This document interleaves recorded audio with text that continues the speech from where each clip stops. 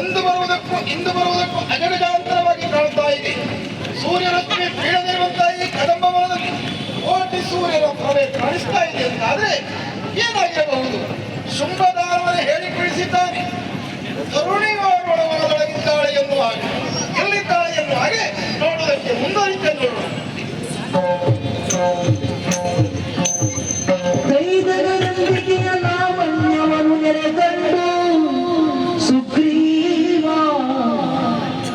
ಹಂಬಲಿಸಿದನು ಶಿವ ಶಿವ, ಹಂಬಲಿಸಿದನು ಶಿವ ಶಿವ, ಸ್ವರನಂಬಿ ಗುರಿಸಿಲು ಕೂತಲಿ ನಮ್ಮಯ ಶುಂಭಕ್ಕೆತ್ತ, ಸ್ಮರನಂಬಿ ಗುರಿಸಿಲು ಕೂತಲಿ ನಮ್ಮಯ ಶುಂಭಕ್ಕೆತ್ತ, ತಿಳಿದು ನೋಡಲಿಕ್ಕೆ ಮಾನಿಯೇ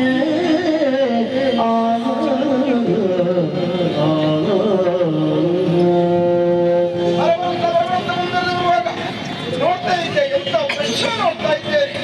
ಆಕಾಶದಿಂದ ಎಲ್ಲಿಬಿಟ್ಟಿರುವಂತಹ ತೊಟ್ಟಿ, ಆ ತೊಟ್ಟಿನಲ್ಲಿ ಕುಳಿತಿರುವಂತಹ ದೇವಿ ಯಾರ ಸಹಕಾರವಿಲ್ಲದೆ ತಮ್ಮಿಂದ ತಾನೇ ತೊಲಗಿಕೊಳ್ತಾ ಇದ್ದಾಳೆ. ನಮ್ಮ ಜಾತಿಯವರೇ ಬರುವುದಕ್ಕೆ ಭಯಪಡುವಂತಹ ಈ ಕಾರಣ ಸಂಬಂಧದಲ್ಲಿ ಓರ್ವಳೆ ಇದ್ದಾಳೆ ಅಂತ ಆದ್ರೆ ಈಕೆ ಮಾಲಿನಿಯೇ ಅಂತ ಹೆಣ್ಣೆಯಲ್ಲ ಅಂತಲ್ಲ, ಇವಳೊಬ್ಬಳು ಆದಿಮಾಯೆ. ಜಗದಂಬಿಕೆ ಎನ್ನುವುದಕ್ಕೆ ಸಂದೇಹವೇ ಇಲ್ಲ. ಈಕೆಯನ್ನು ನಮ್ಮನೇನಾಗಿರುವಂತಹ ಶುಂಭದಾನ ಬಯಸಿ ಕೆಟ್ಟು ಹೋದ.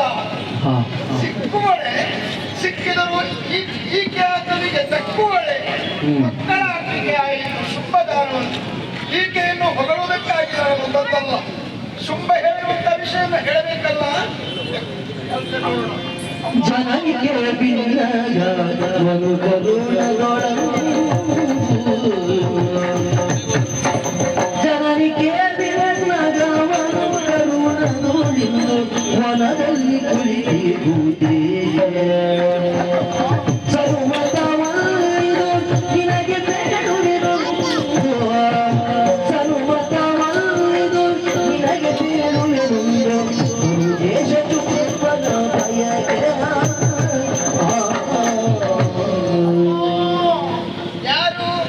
ಶ್ರೋಣಕದಿಂದ ಬಂದವಮ್ಮ ನಾನು. ಸುಗ್ರೀವ ಎನ್ನುವ ಹೆಸರು ಯಾಕೆ?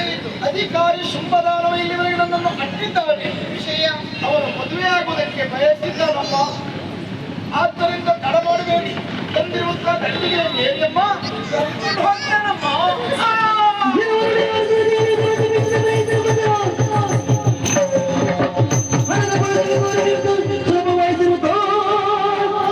ಈತನಡಿದರೆ ತಾನು ಬೇಡಿದ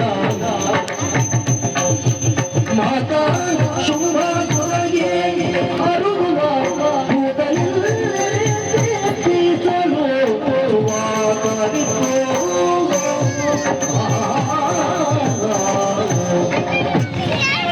ಮಾತುಗಳನ್ನು ಆಲಿಸಿದಾಗ ಒಮ್ಮೆಲೆ ನಗು ಉಮ್ಮಳಿಸಿ ಬಂತು. ಎನ್ನ ನಗುವಿನಿಂದಲೇ ಅಳಿದನೇ ಸುಗ್ರೀವ. ಈತ ಅಳಿದಂತಾದ್ರೆ ನನ್ನ ಮನದಿರವನ್ನ, ನನ್ನ ಇಚ್ಛೆ ಏನೆನ್ನುವುದನ್ನ ದೂರ್ತ ಶುಂಭಾಸುರನಿಗೆ ಹುಟ್ಟಿಸುವ ದೂತರಿಲ್ಲ. ಶುಂಭನ ದೂತನಾಗಿ ಇಲ್ಲಿಯವರೆಗೆ ಬಂದಿದ್ದಾನೆ. ನನ್ನ ಇಷ್ಟವನ್ನ ಇವನಲ್ಲಿ ಹೇಳಿ ಆ ದುಷ್ಟನಲ್ಲಿಗೆ ಅಡ್ಡಬೇಕಾಗಿದೆ. ಸುಗ್ರೀವ ಹೇಳು, ಎದ್ದೇಳು. ನಿತ್ಯ ಬಂದವರಂತೆ ಮೈ ಮುರಿ ಎದ್ದು ನೋಡಿದ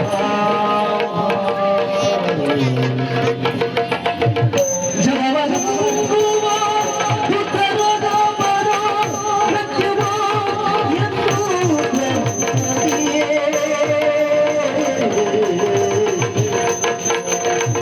ಶರಣರ ಮೇಲೆ ಭೂಮಿಸೇಕೆ ಶರಣನ ಮೇಲೆ ಶರಣನ ಮೇಲೆ ಶರಣನ ಮೇಲೆ ಭಗವನ ಮೇಲೆ ಶರಣನ ಮೇಲೆ ಭೂಮಿಸೇಕೆ ಕರೆ ತರಲೆಂಬುದ ಶುಂಭನು ಕಡುವೆ ಕರೆ ತರಲೆಂಬುದ ಶುಂಭನು